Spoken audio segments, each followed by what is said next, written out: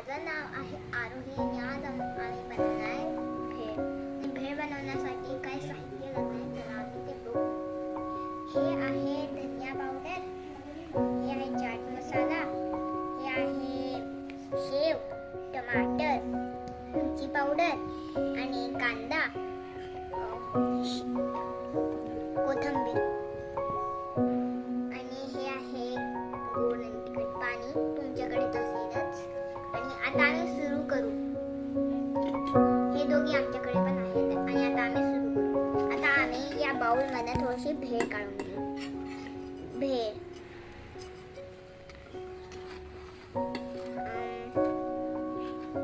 मुरमुरे काढून घेऊ.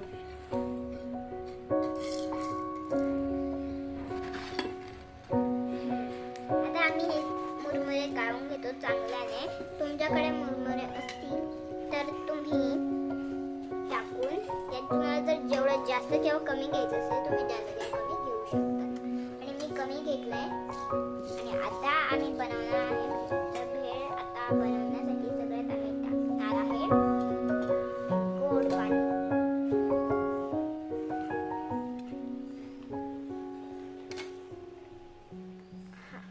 इथे आम्ही टाकणार आहे गोड पाणी.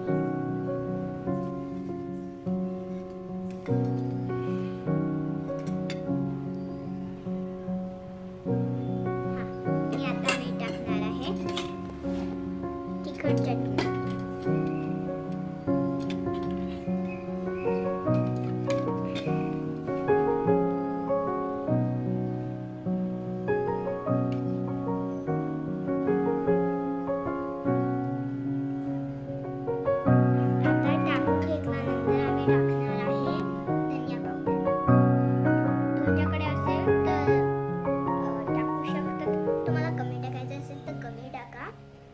जर जास्त टाकायचं तर जास्त टाका.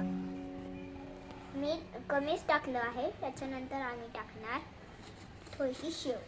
शेव तर मला खूप आवडते शेव, कारण की मला खूप आवडतं. आणि मी तर ते काय मी पाणीपुरी सगळ्यांसोबत शेव भरली किंवा सुकीच खाऊन टाकते. आणि आता आम्ही टाकू टमाटर. टमाटर कापून टाका आणि छोटे छोटे तुकडे केले तरी चालेल, मोठे पण केले चालेल. मी मोठे मोठे केलेत ते टाकते. छोटे छोटे आणि थोडेसे मोठे मोठे पण आहेत. आता आम्ही टाकून घेऊ. नंतर आम्ही कांदा टाकू. कांदा जर तुम्हाला आवडत असेल तर तुम्ही टाकू शकता. मला आवडते तर मग मी टाकते. आता आम्ही टाकू चटणी. मिरची पावडर म्हणतो आम्ही याला.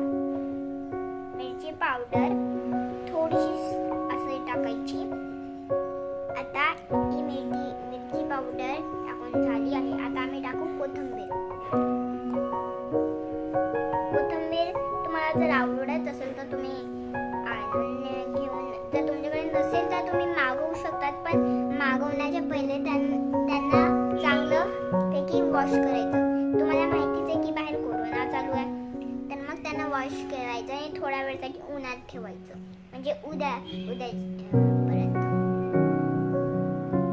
उद्यापर्यंत उन्हात ठेवलं की म्हणजे उन्हामध्ये ठेवलं की त्याचे जे असतात ना कीटाणू ते निघून जातात. आणि आता आम्ही टाकू बटाटा. तुम्हाला आवडत असेल तर टाकू शकतात. मला आवडतं म्हणून मी टाकते. तुम्हाला नसेल आवडत तर नको टाका, पण मला आवडतं तर मी टाकते. नंतर आता आम्ही मिक्स करू.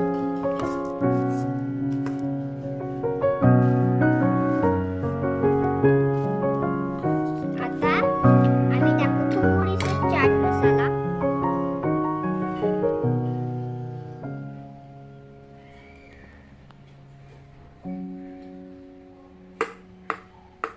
आता असं मिक्स चांगल्यापैकी करायचं आहे आम्हाला. आणि खाली पडू नाही द्यायचं, नाही तर मग आमची शेव पण कमी होऊन जाते. आता असं पैकी तुम्ही असं मिक्स करून घ्यायचं. जोपर्यंत ते असं नरम नरम नाही होत, सगळ्यांवरती लागून नाही जात तोपर्यंत तुम्हाला असं मिक्स करत राहायचं आहे, जसं की मी मिक्स करते आहे. आणि इथे अजून म्हणजे इथे शेव टाकायची, थोडंसं कुरकुरीत पण बनते. अजून थोडीशी शेव तुम्ही टाकू शकता, जर तुम्हाला नाही आवडलं तर नाही टाकू शकतात. आता हे परत इथे मस्त काढून घेते शेवला पण असं काढून घ्यायचं, चमच्यावरती खूप लागून जातो ना म्हणून. आणि आता आमची भेळ तयार आहे. हे बघा, तुम्हाला जर आवडली असेल असे व्हिडिओज तर लाईक करा आणि शेअर करा, सबस्क्राईब करा आणि घंटी वाजवायचं नका विसरा. थँक्यू.